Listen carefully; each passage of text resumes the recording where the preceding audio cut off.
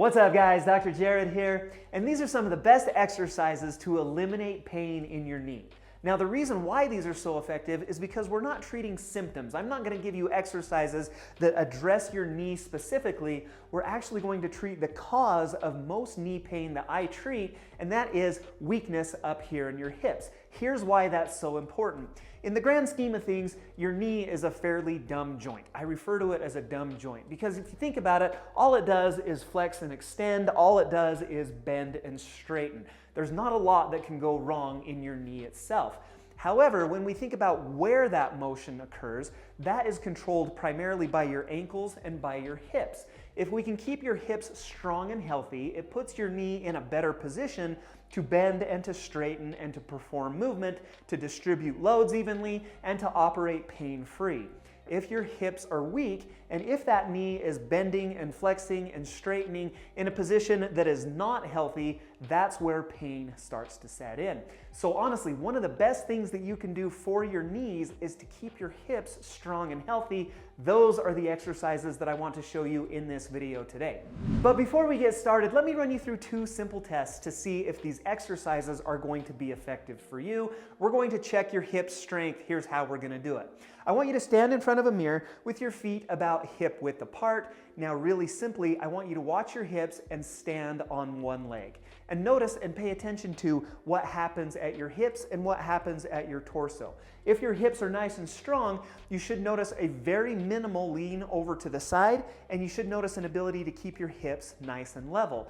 If you have to excessively lean over to one side in order to pick up your opposite foot, that's an indication of hip weakness. Or when you pick your foot up, if that hip drops down towards the floor in this position, that would be an indication of weak hips as well. That tells me that you might benefit from some of the strengthening exercises I'm going to show you in this video.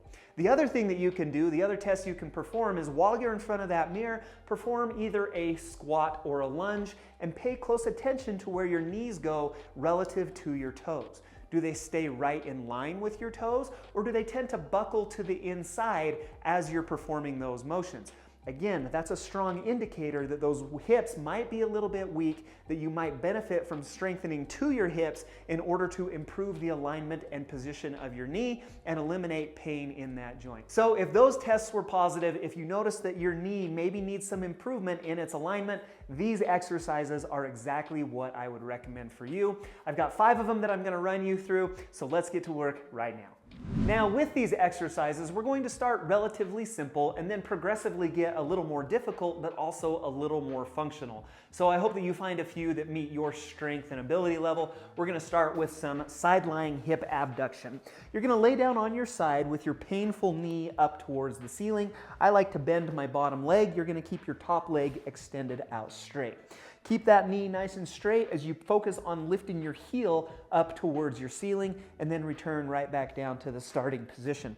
And so with this, I want you to feel it back kind of behind your hip bone here on the side. You're going to feel it more in the glute as you come up towards the ceiling. I don't want you to rotate your toe up towards the ceiling, and I don't want your hip to fall backwards. That's going to kick on these hip flexors a little bit more. We want that focus to be right here on the lateral side of the hip. And typically on this, I recommend 10 to 15 reps, and then you're going to repeat that one 3 times. Next, we can actually make this a little bit more difficult by doing this in a modified side plank position. Here's how that looks. I'm going to prop up onto my left elbow. My left elbow is right underneath my left shoulder. Now in this position, I'm going to come up into a side plank while I perform that abduction right here at my hip and then return back down to that starting position.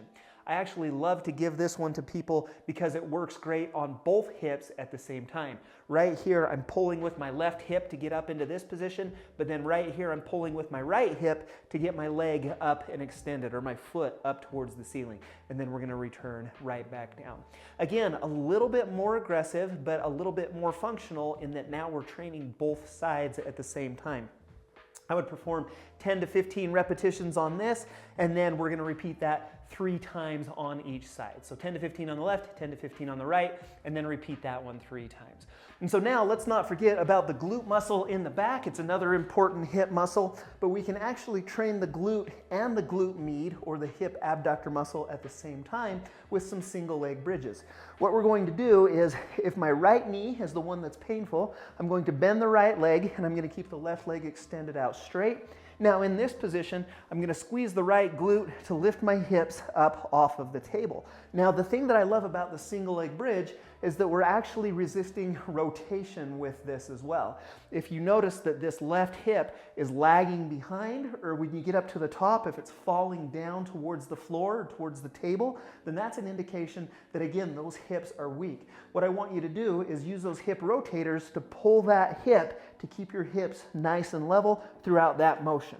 So it looks just like that right there. You'll see that my hips are nice and level as I'm performing those single leg bridges.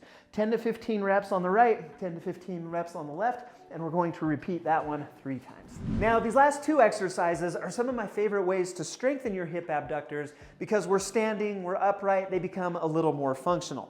This is going to be a hip hike. And to do hip hikes, it does require an elevated surface. My favorite place to do this at home would be on a stair. You can stand on the stair, you've got the railing in front of you for balance and safety. This is obviously an aerobic step. This works great as well. What we're going to do is stand on the affected leg. So if my right leg was the one with the knee pain, the one that was weak, that's the one that I'm training. I'm going to stand on my right side.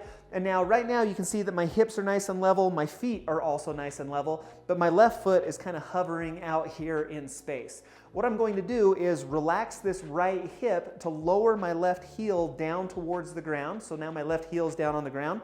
Now I'm going to pull with this right hip to raise my left hip up as high as I can take it. Or I want my left hip up, my left shoe up above my right shoe. And so right here, my left foot or my left heel all the way down to the ground. Here now, my left heel is up above my right foot. And so it looks just like that. Again, we're pulling with these muscles on the side that you're standing on in order for that motion to occur. I'd perform 10 to 15 reps on the right, 10 to 15 reps on the left, and then repeat that one 3 times. The last exercise I want to show you is called a lateral band walk. Now this does require a resistance loop to perform. If you have these rubber ones, they work great. If you have kind of more of the thicker cloth ones, they work great as well. If you don't have either of these, I've linked to a couple of my favorite sets down below so you can check those out. So what I'm going to do is I'm going to put this around both knees.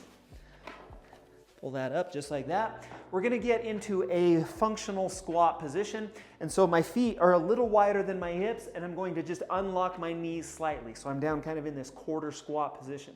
Now in this position, what I want to do is this is going to be my leading leg as I move to the left. I'm going to take a big step with my left. I get some good stretch in that band, and then a half a step with my right. And so I don't want your feet to come all the way together. I don't want you to lose all the tension on that band. So big step here, half step here. The reason why I like this and the reason why this is so great is because your leading leg has to pull against the resistance of that band as it's moving in that direction, but then your trailing leg has to control how fast that foot slides together. If you find yourself weak, you're going to slam your foot together. You want to use those muscles to control that motion. And so then we would go back this other way as well. And typically what I recommend is just use as much space as you have. I can typically get about 4 to 5 steps in each direction here in this space. If you don't have that kind of space available, it's 1 step to the left and then it's 1 step to the right. And it looks just like that. And again, about 10 to 15 steps in each direction is a great number to shoot for, and then you can go ahead and repeat that one 3 times as well. Now, I mentioned in the beginning of this video that your hips and your feet and ankles are the 2 factors that control where your knee operates. This was a great video for your hips. If you're interested in help for your feet and ankles, I've got you covered here on Tone and Tighten. Click this video to check that out. YouTube thinks that you might like this one, so check that one out. Subscribe to my channel right here by clicking on this circle. I'd love to see you back for more videos, and we'll see you again soon here on Tone and Tighten.